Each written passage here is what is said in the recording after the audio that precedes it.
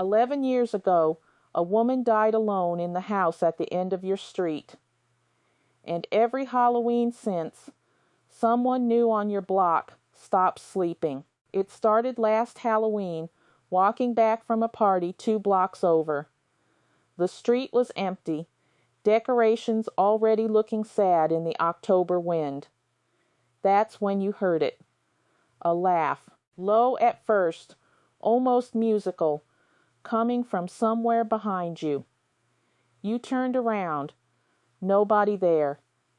Just fallen leaves skipping across the pavement and a plastic skeleton swinging from somebody's porch. You walked faster.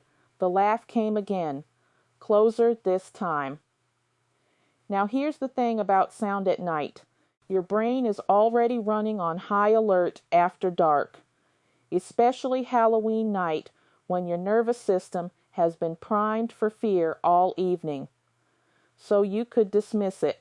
You could say stress, imagination, too much sugar. But what happened next made that impossible. You got home, locked the door, turned on every light, and as you stood there in your kitchen, hands shaking around a glass of water, you heard it again. Faint, muffled, like it was just outside your window. That same laugh, that same rhythm, 3 short, 1 long. Every single time. 3 short, 1 long. You didn't sleep that night. The next morning, you mentioned it to your neighbor, half joking, trying to make it funny. She went completely quiet. Then she told you something that changed everything. The house at the end of your street, the one that's been empty for years, used to belong to a woman the neighborhood kids called the Laughing Witch.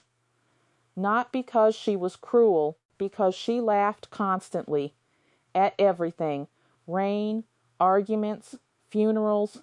She laughed through all of it. She died in that house 11 years ago, alone, in October. Your neighbor said you weren't the first person to hear it after Halloween, that every few years somebody new on the street would come to her with the same story. Same laugh, same rhythm. 3 short, 1 long. You want to know what makes this genuinely terrifying? It's not the supernatural element. It's the pattern. Because truly random sounds don't repeat with structure. Imagination doesn't lock on to a specific rhythm and replay it across different environments. Your mind was registering something consistent enough that your brain stored it as a pattern. That is not nothing. A week passed. Then 2. You started sleeping normally. The laugh faded. You began convincing yourself it was over. Then November 30th arrived. You were in the shower when the bathroom window fogged up completely. And in that fog, someone or something had drawn 3 small circles and 1 long line. 3 short, 1 long. The water ran cold. You hadn't touched that window. Here's what no one tells you about hauntings. They don't chase you dramatically.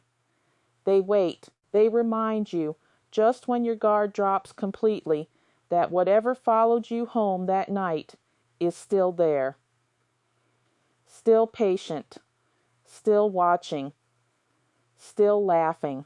So this Halloween, when the streets empty out and you're walking home alone, pay attention to the sounds behind you.